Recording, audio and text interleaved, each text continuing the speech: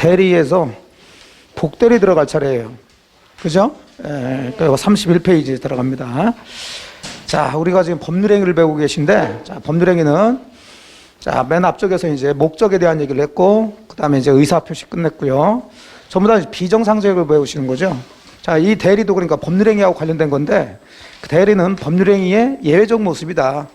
원래 법률행위는 법률행위 한 사람이 정상적인 법률행위 했으면 그 효과도 받게 되는데, 대리는 법률행위 한 사람은 대리인인데 그 법률행위에 대한 모든 효과는 본인에게 가는 거죠. 분리가 되는 그런 제도를 이제 대리라고 그러고. 자, 그럼 대리는 이제 유권 대리 쪽하고 무권 대리로 크게 나누면서 이제 들어가시고요. 그 유권 대리에서는 이제 세 파트, 본인과 대리인 사이에 대리권에 대한 얘기를 보시고, 그 다음에 대리인하고 상대방 사이에 법률행위를 하게 되는데, 그럼 반드시 현명을 해야 된다. 그걸 대리행위라고 그러죠. 그 다음에 대리 효과. 자, 이렇게 보시고 이제 특이한 대리로 31페이지에 복대리라는 걸 이제 보시게 돼요. 아침에 오시면서 그 문제 같은 거 좀 푸시나요? 예, 그냥 일찍 오신 분들 그냥 아무것도 안 하고 그냥 멍 때리든지 아니면 서로 얘기하고 막 이런 거보다 오셔가지고 한 번씩 쭉, 그러니까 문제를 맞추라는 게 아니라 보시면서 뭐 모르는 거 있으면 찾아보시라고요. 그게 공부니까. 예. 자, 복대리는 지금 대리인데 앞에다가 복자를 붙였어요. 항상 이제 단어, 이런 식으로 공부를 하시라는 거죠. 대리는 지금 우리가 아는데 앞에다가 복자를 붙였기 때문에 도대체 이게 뭘까 그런 얘기죠. 이 복자는 다시 복자예요. 다시 반복한다는 얘기죠. 그러니까 뭐가요? 대리가, 그럼 대리인이 한 사람 있을까요? 둘이 있을까요? 둘이 있겠죠. 그러니까 대리인이 또 대리권 또 수여해서 대리인 또 만드는 거예요. 그걸 복대리라고 그럽니다. 자, 갑이라는 사람이, 자, 갑과 을이, 여기가 본인이고 여기가 대리인 관계인데, 우리는 이제 요 관계에서 이제 을이 다른 사람하고 법률행위 하는 거 이런 걸 보셨는데, 요 사람이 뭐 부득이한 사유가 있어서, 자, 얘가 얘한테 저 부동산 팔아달라고 대리권 줬는데 부득이한 사유가 있으니까 코로나 걸렸어.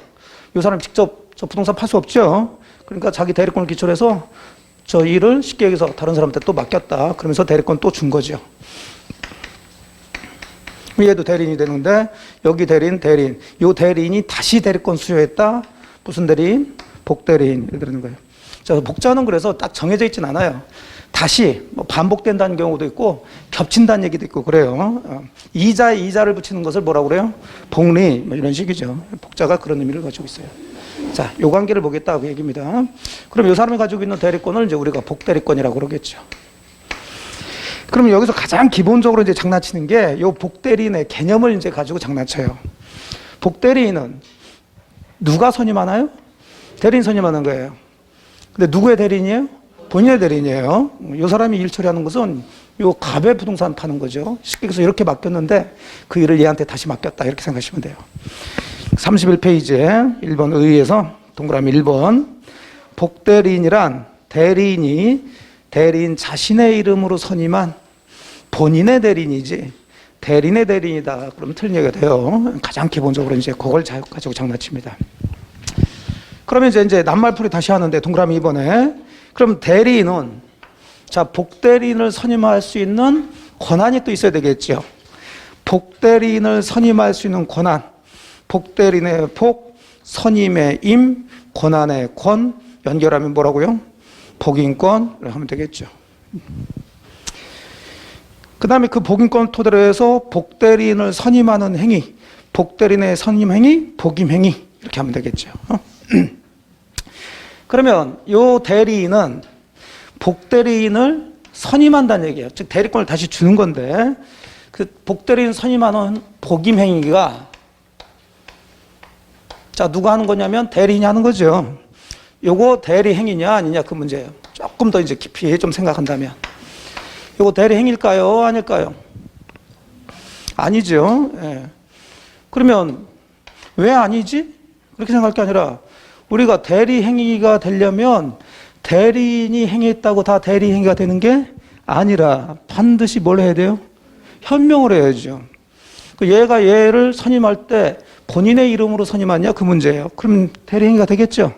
근데 위에 지금 개념 잡아보니까, 다시 개념 동그라미 1번을 읽어보시니까, 대리인이 누구 이름으로 선임한다고 했어요? 대리인 자기 이름으로. 그러니까 이것은 선임행위가, 대리인가 아닌 거죠. 현명하지 않았다는 거예요. 그냥 자기 책임하에 이 사람을 다시 대리인으로 선임하는 거죠. 이해됐죠? 예. 그러니까 이게 이해가 안 되신 분들은 지난주에 배우신 대리행위에 대해서 한 번도 일주일 동안 복습을 안 했다는 얘기예요. 예. 괜찮습니다. 예. 복습 안 해도 다음에 또 기회가 또 있고 계속 있어요. 내년에 꽃도 피고 내년에 또 시험도 있어요.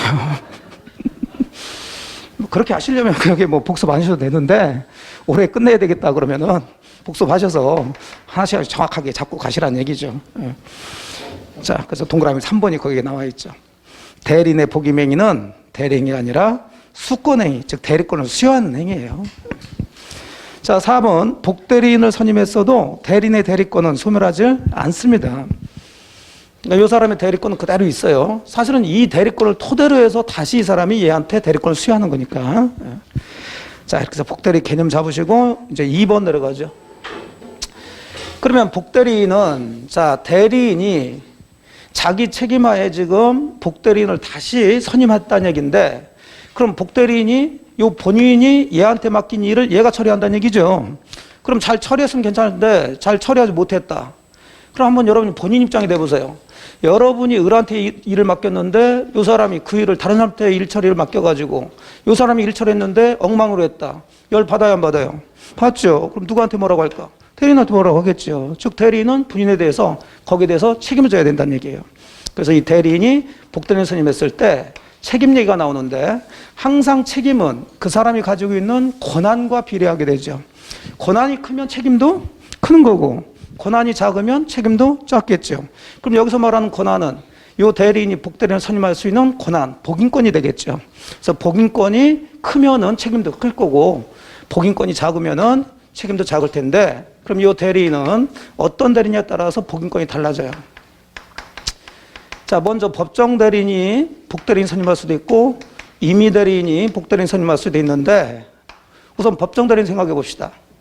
자, 법정 대리인 그러면 미성년 자녀고 부모를 생각하시면 돼요. 부모가 미성년 자녀의 법정 대리인에서 일 처리하는데 그걸 다른 사람한테 맡긴다고 생각해 보시라고요.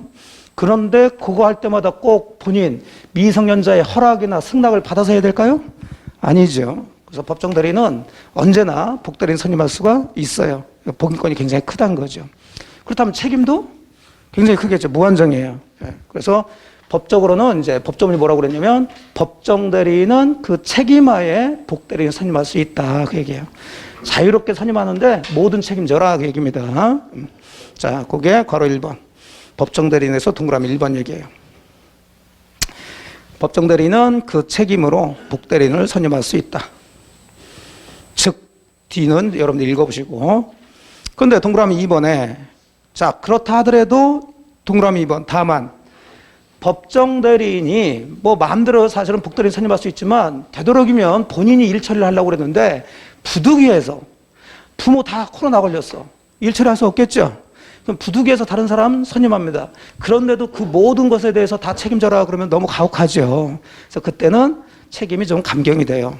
어떤 책임이 드냐면 그러면 어쩔 수 없이 다른 사람 선임한다면 제대로 된 사람을 선임하고 그리고 그 사람을 잘 좀 감독해라. 그렇지 하지 못했으면 책임져라 그러겠죠. 무슨 책임? 선임 감독 책임. 그래서 2번이 그 얘기죠. 다만 부득이한 사유로 복대리인을 선임한 경우에는 선임 감독에 대한 책임만 있어요. 자, 그래서 법정 대리인에 대한 거 정리를 하시고 그 다음에 이제 두 번째 임의 대리인 들어가 봅니다. 그러니까 여긴 좀 이해가 돼요. 천천히 이해할 것은 이해하시고 제가 막 아무거나 외우라고 그러진 않죠. 자, 임의 대리인은 그냥 자동으로 대리 관계가 성립하는 게 아니라 본인이 을한테 대리권을 주면서 그 일을 맡긴 거죠. 자, 그러면은 이 사람을 믿고 맡겼을까요? 믿지 못하니까 맡겼을까요? 믿고 맡긴 거지. 그러면 여러분이 본인 입장이라면 을한테 대리권 수여하면서 그 일을 하라고 처리하라고 맡겼다. 그러면 그 사람이 일 처리하는 걸 바라는 거지 다른 사람 시키는 것을 바라지 않겠죠. 그래서 임의 대리인은 대리인과 본인 사이에 굉장히 신뢰관계가 있는 거예요. 함부로 다른 사람한테 다시 복대리인 선임하면 안 돼요. 그래서 임의 대리인은 복대리인을 선임할 수가 없는 게 원칙이에요. 그럼 복대리인 선임할 수 없으니까 책임 얘기도 나올 수가 없겠죠. 그게 동그라미 1번. 그런데 이제 2번, 다만 임의대리인은 원칙적으로 복대리인 선임할 수 없는데 똑같이 임의대리인도 두 가지 경우 본인이 괜찮다, 본인의 뭘 얻어서요? 승낙을 얻어. 또 임의대리인도 코로나 걸렸어. 부득이한 사유가 있으면 선임할 수 있어야 되겠죠. 그러면 똑같이 이런 식으로 해서 선임했는데 그것도 모든 책임져라 그러면 안 되겠네요. 자, 선임, 감독에 대한 책임만 지죠. 그게 동그라미 2번. 다만 본인 승낙이 있거나 부득이한 사유가 있는 때에는 복대리인 선임할 수 있고요. 이러한 경우 임의대리인은 본인에 대해서 그 선임 감독에 대한 책임을 진다. 재작년에는 그 부분이 이제 정답이 됐었어요. 그러니까 임의대리인이 본인 승낙에 의해서 복대리인 선임했을 때는 그 선임 감독에 대한 책임이 없다 이런 식으로. 아주 쉬워요 이쪽은. 근데 임의대리인은 자 책임이 더 내려가는 경우가 있어요. 그냥 일반적으로 본인의 승낙이나 부득이한 사유가 있어서 복대리인 선임하게 되면 무슨 책임? 선임 감독 책임이죠. 근데 동그라미 3번 보시면 그러나 임의대리인이 자 체크해 보죠. 뭐에 의해서? 본인 지명에 의해서 복대리인 선임했어요. 자, 좀 전에는 임의대리인이 본인 승낙이 있다 하더라도 그냥 알아서 병을 복대리인 선임했을 때는 잘 선임하고 감독해라 해서 선임 감독 책임을 지게 되는데 이제는 본인이 승낙만 하는 게 아니라 그래? 그러면 복대리인 선임하려면 야 내가 생각해 보니까 병이라는 사람 괜찮은 것 같으니까 병을 복대리인 선임하라고 본인이 뭘 했나요? 지명을 했어요. 그래서 임의대리인은 본인 지명에 따라서 본인이 지명한 병을 복대리인 선임한 거죠. 선임을 이 임의대리인이 잘못했나요? 아니죠. 본인 지명대로 했으니까. 그러니까 여기도 선임 감독 책임진다 그러면 안 되는 거지. 그럼 어떤 책임지느냐? 자, 그 부적임 또는 불성실함을 알고 본인에 대한 통지나 해임을 태만한 때가 아니면 책임이 없다 그러니까 태만할 때만 책임이 진다는 얘기죠. 뭘 태만해? 태만이란 단어는 아시죠? 게을리했다는 거예요. 게을리했다는 거. 뭘 게을리했냐? 자, 본인이 지명한 병을 지금 의리 잘 알고 있는데 지금 그 일을 처리하는데 적합하지 않아. 또는 사람이 굉장히 불성실해요. 그럼 당연히 이 임의대리인은 본인한테 그런 얘기를 해줘야 돼, 안 해줘야 돼요? 해줘야 되죠. 또는 이미 선임됐으면 이 사람을 빨리 해임을 해야 되겠죠. 근데 그런 걸 했어요, 안 했어요? 안 했을 때만 책임진다는 얘기예요. 됐죠? 예. 그러면 여기서 끝내지 마시고 그거 잘 생각도 안 나. 그러면 거기 키워드가 뭐라고 나왔나요? 본인 지명 나왔죠. 그럼 뒤 책임은 선임 감독 책임이 나오면 돼야 안 돼요? 안 돼. 뭐가 나와야 돼요? 태만이 나와야죠. 태만. 문장에서 그런 걸 빨리 찾아내시라는 거예요. 또는 게을리 이게 나오면 맞는 거지. 거기에 선임 감독이 나온다. 아니면 아예 책임지지 않는다. 그러면 틀린 얘기가 되는 거죠. 그런 식으로 자꾸 빨리 문제에 적응을 하세요. 내용을 이해하려고 물론 내용 이해하는 거 좋은데 거기서 끝내지 마시고. 자, 이제 대리인의 복인권 나오고 책임 보셨고, 자 32페이지 3번 복대리인의 지위 들어가죠. 자, 복대리인은 법정대리인이 선임할 수도 있고 임의대리인이 선임할 수도 있죠. 그럼 이 복대리인은 법정대리인이 선임했을 때는 법정대리인이고 임의대리인이 선임했을 때는 임의대리인이다. 틀리죠? 다 지금 답이 나와 있잖아요. 법정대리인이든 임의대리인이든 복대리인을 뭐 한다고요? 선임을 한다고요. 그럼 이 복대리인은 언제나 무슨 대리가 될 수밖에 없어요? 임의대리인이 될 수밖에 없죠. 그래요. 그거 외울 것도 아니란 말이에요. 이게. 되죠? 예. 예. 그러니까 이렇게 국어 잘하시면 된다니까. 국어 잘하면. 그게 2번이고 얘기죠. 복대리인은 언제나 임의대리인이다. 민법 시간 아니에요. 국어 시간이에요. 천천히 가시면 돼. 예. 자, 동그라미 3번은 그럼 복대리인의 권한 얘기했는데 그럼 어차피 복대리인은 대리인이 다시 대리권 수여한 거죠? 그러면 이 사람한테 대리권 수여하는데 자기가 가지고 있는 대리권의 범위를 넘어서 수여할 수는 없죠. 그래서 항상 복대리인은 대리인의 대리권에 의존할 수밖에 없는 거예요. 이 범위 내에서만 할 수 있고 이 대리권이 없어지면 이 복대리권도 같이 없어지고. 그래서 복대리인의 권한은 대리인의 대리권에 의존한다. 따라서 대리인의 권한을 초과할 수 없고요. 대리인의 대리권이 소멸하면 복대리인의 복대리권도 소멸한다.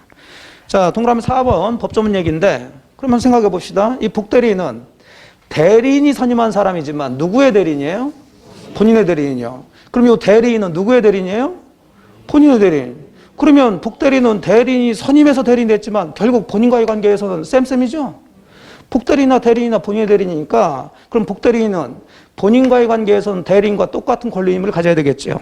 또 제3자의 관계도 마찬가지. 예. 그래서 동그라미 4번 같은 얘기가 나와요. 복대리인은 본인과 제3자에 대해서 대리인과 동일한 권리임을 가진다. 자, 이 정도에서 복대리인 정리하시고 마지막 4번 복대리권 소멸은 아까 보셨던 것처럼 복대리권은 이 대리권에 의존하니까 사실은 우리가 지난주에 배우셨던 대리권 소멸 사유 있죠? 그걸 두 번 연결해서 보시면 돼요. 첫 번째는 이 대리권 소멸 사유에 적응하면 되겠죠. 본인 사망, 대리인 사망, 대성파. 그러면 이것도 없어지고 이것도 없어지겠죠. 두 번째는 요건 그대로 있지만 요것만 없어질 수 있겠죠. 그럼 복대리인 사망, 복대리인 성년 후견 개시 파산. 그 다음에 이건 항상 임의 대리니까 종처리. 그럼 되겠죠. 그래서 두 번 적용하면 돼요. 그렇게 이제 동그라미 1번, 2번 정리했으니까 읽어보시면 돼요.